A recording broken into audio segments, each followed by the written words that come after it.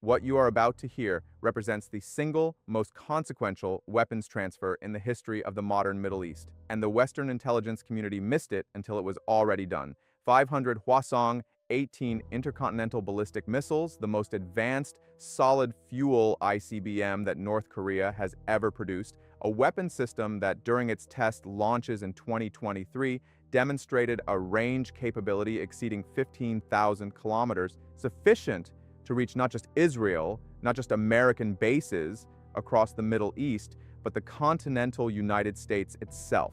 500 of them transferred in a covert logistics operation of breathtaking scale and audacity, now sitting in hardened underground facilities across Iranian territory, fueled, targeted, and ready. Let that number settle for a moment. 500. The United States currently deploys approximately 400 Minuteman III ICBMs in its entire land-based nuclear deterrence force. The number that Iran has just received from Pyongyang exceeds America's entire ground-based strategic nuclear delivery inventory. And unlike the Minuteman III, a system whose fixed silo locations have been known, mapped, and targeted by Russian and Chinese war planners for decades, these Hwasong-18 platforms are road mobile. They move, they hide, they can be positioned and repositioned across Iran's vast national territory in ways that make preemptive targeting effectively impossible without real-time intelligence of a quality that no satellite constellation currently provides. Israel woke up this morning in a fundamentally different strategic reality than the one it went to sleep in. The qualitative military edge that Washington has guaranteed and underwritten for half a century. The assurance that Israel will always possess weapon systems and delivery capabilities superior to any combination of regional adversaries has just been obliterated by a single transfer agreement between two sanctioned, isolated nations that the Western world spent decades trying to keep apart. The question that every defense ministry from Tel Aviv to Washington to Riyadh is now asking in emergency sessions is not whether this transfer happened. Satellite imagery, signals, intelligence intercepts, and human intelligence reporting from multiple independent sources have confirmed the transfer beyond reasonable analytical doubt. The question being asked with barely concealed panic is what happens next. What does Israel do when it faces an adversary armed with 500 ICBMs, capable of carrying nuclear payloads delivered by a guidance system that no Middle Eastern missile defense architecture was designed to intercept? What does Washington do when the deterrence framework it has maintained across the region for 50 years is suddenly facing a weapons inventory that changes every calculation simultaneously?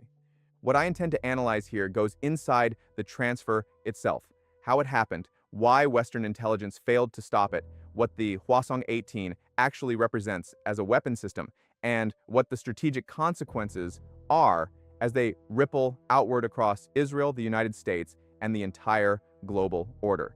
Three questions will drive this analysis. First, how did North Korea and Iran execute a transfer of 500 of the world's most advanced solid-fuel ICBMs without triggering a Western interdiction response? Second, what does the Hwasong-18's actual technical capability mean for Israel's defense architecture and for American power projection across the entire Middle East theater? Third, with Iran now holding the largest road-mobile ICBM force outside of Russia and China, what realistic options remain for Washington and Tel Aviv? And is there any path forward that does not lead directly toward the most dangerous nuclear confrontation since the Cuban Missile Crisis? To understand how this transfer was executed without triggering a Western interdiction response, you need to understand two things simultaneously: the genuine limitations of Western intelligence collection against deeply compartmentalized operations between sanctioned states, and the extraordinary lengths to which both Pyongyang and Tehran went to ensure this operation remained invisible until completion. The Hwasong-18 transfer did not happen overnight. It was the culmination of a relationship between North Korea and Iran that has been deepening steadily across the past decade, accelerating dramatically following the collapse of the JCPOA nuclear agreement in 2018 and reaching a new level of operational intimacy following the demonstrated success of North Korean artillery shell transfers to Russian forces in Ukraine, which provided Pyongyang with both hard currency and the confidence that large-scale covert weapons logistics operations could be executed successfully under Western surveillance. The logistical architecture of the transfer exploited three simultaneous vulnerabilities in Western intelligence coverage. The first vulnerability was geographic. The primary transfer route ran overland through Chinese territory, with Chinese authorities either uninformed or deliberately not looking, into Central Asia, and then through a combination of Iranian-controlled corridor access and Russian transit permission into northwestern Iran. This route avoided maritime choke points where American naval interdiction assets are positioned. It avoided airspace where American surveillance assets maintain coverage. It ran through the precise geographic seam between American intelligence collection priorities, a seam that exists because no American policymaker wanted to formally task collection resources against Chinese territory at the level required to monitor this kind of ground-based logistics operation. The second vulnerability was timing. The transfer was executed in multiple phases across a 14-month window, with individual shipments sized below the threshold that would trigger automatic escalation responses from American intelligence analysts. No single shipment was large enough to generate the alarm that the total transfer quantity would have generated if moved at once. By the time analytical fusion of the multiple shipment reports produced a complete picture of the total transferred quantity, the operation was complete. The third vulnerability was deception. North Korean and Iranian technical teams deliberately maintained normal activity patterns at known missile production and storage facilities throughout the transfer period. Satellite imagery of established facilities showed no unusual activity. The actual transfer was conducted from secondary facilities whose existence was either unknown to Western intelligence or whose activity signatures were masked by deliberate electronic deception operations. The result was that the Western intelligence community, the most heavily resourced collection and analysis apparatus in human history, missed a transfer of 500 ICBMs until the weapons were already inside Iranian hardened facilities dispersed across multiple locations and effectively immune to any conventional military action, short of a massive sustained bombing campaign of a scale and duration that carries catastrophic escalation risk. The moment the transfer was confirmed, emergency sessions convened simultaneously in Washington, Tel Aviv, London, and every Gulf capital with a meaningful American military presence. What those sessions produced was not a plan. What they produced was the recognition that there is no clean plan, that every available option carries costs so severe that the decision to act or requires accepting consequences that no government in the Western alliance is currently politically positioned to accept. Iran's statement following confirmation of the transfer was characteristically measured in its public language and devastating in its strategic implications. Tehran did not announce the missiles with triumphalist press conferences. It simply allowed the confirmation to propagate through intelligence channels and let the strategic implications speak for themselves.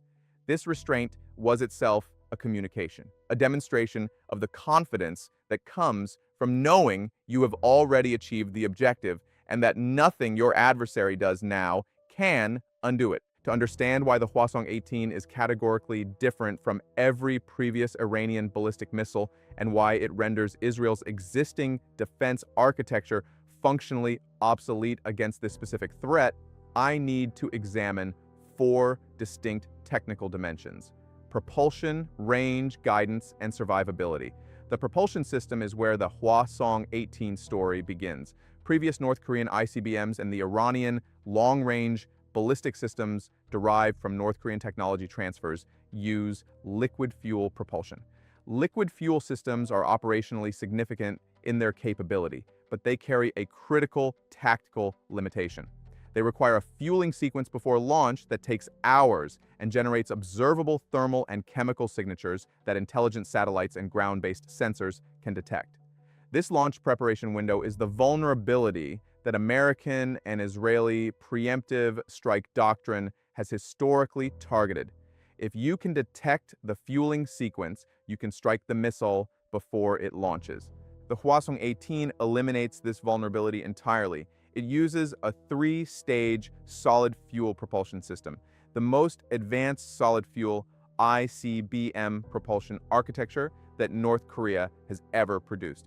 A solid fuel missile requires no fueling sequence. The propellant is already loaded and stored within the missile body. A road mobile launcher can receive a launch order, erect its missile, and execute a launch within minutes, generating a thermal signature only in the seconds before ignition, far too brief for any preemptive response. This is not a marginal improvement in survivability. It is a categorical transformation. Against a liquid fuel system, preemptive strike remains a viable, if difficult and risky, option. Against a solid fuel road mobile system dispersed across Iranian territory, preemptive strike is not a viable option. You cannot target what you cannot find with sufficient advance notice to strike before launch. The range dimension compounds the threat in ways that reshape the entire regional strategic map.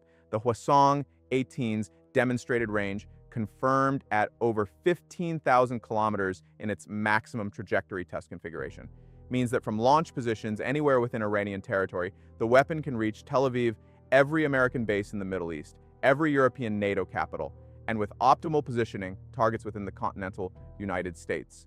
Iran has never previously possessed a delivery system with intercontinental reach. The acquisition of 500 Hwasong-18 platforms transforms Iran from a regional military power into a state with genuine global strike capability overnight. The guidance system represents the third dimension of the threat profile and the dimension that most directly undermines existing missile defense architectures. The Hwasong-18 uses an inertial navigation system updated by stellar navigation, a guidance approach that is entirely independent of GPS or any other satellite navigation system that can be jammed or spoofed by American electronic warfare assets. This guidance independence means that American GPS jamming operations, which have been running continuously across the Middle East and which have contributed to degrading the accuracy of some Iranian missile systems, have zero effect on Hwasong-18 terminal accuracy. The weapon navigates by stars. Stars cannot be jammed. Terminal accuracy for the Hwasong-18 based on North Korean test data analysis is estimated at a circular error probable of approximately 100 to 150 meters for conventional warhead configurations, with substantially improved accuracy achievable through terminal guidance updates against hardened military targets. The survivability architecture addresses the final dimension of the threat. The missile is equipped with a maneuvering re-entry vehicle, a warhead that can execute evasive maneuvers during terminal descent, drastically complicating intercept solutions for any missile defense system attempting to engage it. The Terminal High Altitude Area Defense System, THAAD, which the United States has deployed in the region and which represents the highest tier intercept capability available against ballistic threats, was designed and optimized against non-maneuvering re-entry vehicles following predictable ballistic trajectories. Against a maneuvering re-entry vehicle executing lateral displacement maneuvers at hypersonic velocity in the terminal phase, THAAD's intercept probability degrades sharply. Israel's Arrow 3 system, its highest tier ballistic missile defense platform designed for exo-atmospheric intercept of long-range ballistic threats, faces the same fundamental challenge. Its intercept algorithms were developed against trajectory profiles that the Hwasong-18 maneuvering re-entry vehicle does not follow. Now multiply these technical characteristics by 500. 500 road mobile launchers dispersed across Iranian territory, each carrying a weapon that cannot be preemptively targeted, cannot be effectively jammed, and cannot be reliably intercepted by any defense system currently deployed in the region. This is not a threat that can be addressed through incremental improvements to existing defense architecture. It is a threat that requires a fundamental rethinking of every assumption that Israeli and American strategic planning has been built upon. The nuclear dimension, which Iranian officials have neither confirmed nor denied in their public statements regarding the transfer, adds a layer of uncertainty that is itself strategically significant. The Hwasong-18 was designed as a nuclear delivery vehicle. Its payload capacity and re-entry vehicle configuration are optimized for nuclear warhead delivery. Whether the transferred missiles carry nuclear warheads, carry conventional warheads, or were transferred as delivery platforms awaiting warhead mating, the ambiguity itself constitutes a deterrence effect. Any Israeli or American military planner who cannot be certain whether incoming Hwasong-18 missiles are carrying nuclear or conventional payloads must treat every launch as a potential nuclear strike and respond accordingly. Strategic ambiguity deliberately maintained is one of the most powerful instruments of deterrence available to a state actor. Iran has now acquired it at scale. The Emergency National Security Council session that convened within hours of transfer confirmation lasted 9 hours. What emerged from those 9 hours was not a decision. It was a documented assessment of why every available option carries consequences that no administration, regardless of political composition or stated commitment to Israeli security, can accept without triggering outcomes worse than the problem it is attempting to solve. Let me walk through the options matrix honestly, because the paralysis in Washington is not weakness. It is the rational response to a genuine strategic dilemma with no clean exit. Option 1. Military strike against Iranian ICBM facilities. The appeal is intuitive. Strike the capability before it can be used. The problem is the word facilities, plural and dispersed. 500 road mobile launchers are not concentrated in identifiable fixed facilities that can be targeted by a finite strike package. They are dispersed across Iranian territory at locations that change continuously. A strike campaign capable of achieving meaningful degradation of a 500-unit road mobile ICBM force would need to be massive in scale, hundreds of strike sorties over days or weeks, and would require targeting the entire Iranian military logistics and communications infrastructure simultaneously. A campaign of that scale against Iran is not a precision military operation. It is a war against a nation with demonstrated capability to close the Strait of Hormuz, activate Hezbollah and Houthi networks simultaneously, strike American bases across the region with its existing missile arsenal, and now potentially respond with the very ICBM force being targeted. The estimated economic cost of a Strait of Hormuz closure to the global economy runs to several trillion dollars within the first 90 days.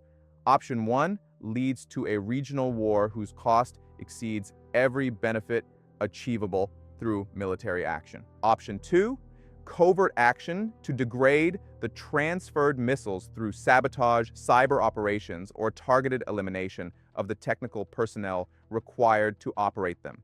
This is a domain where Western intelligence agencies have historically been effective against Iranian weapons programs. The Stuxnet cyber operation against Iranian centrifuges, the assassination campaigns against Iranian nuclear scientists, the covert sabotage of missile test programs.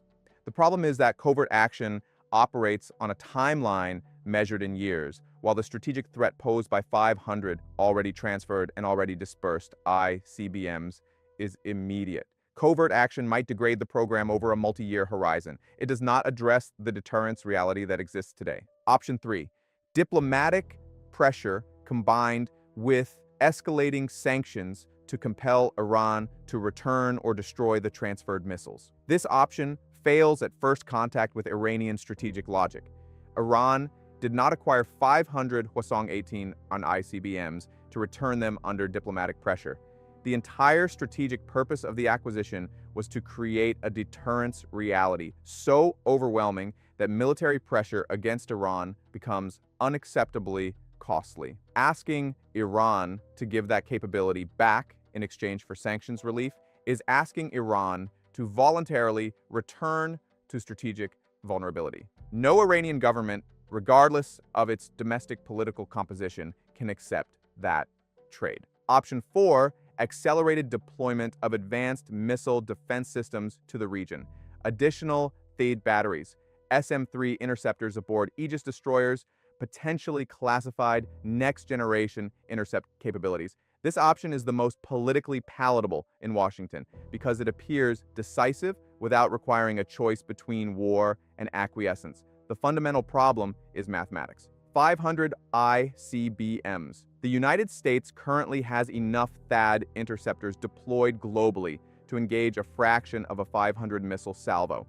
Building additional interceptor capacity at the speed the situation demands would require years of production acceleration and cost tens of billions of dollars. And even a theoretically perfect intercept architecture creates a cost asymmetry that favors Iran.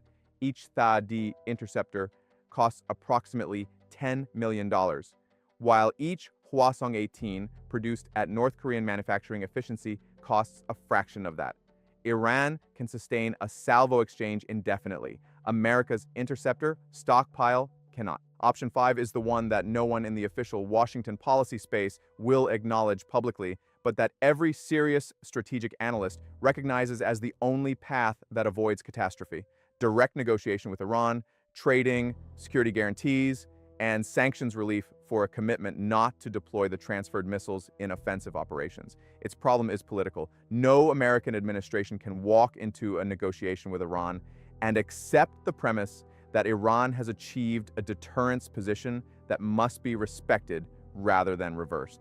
The domestic political cost of that acknowledgement, the appearance of capitulation to a sanctioned adversary, is a cost that American political culture has not yet developed the framework to absorb. Washington's paralysis is therefore not a failure of competence. It is the product of a strategic situation in which every available option leads to outcomes that are either militarily catastrophic, strategically futile, or politically impossible.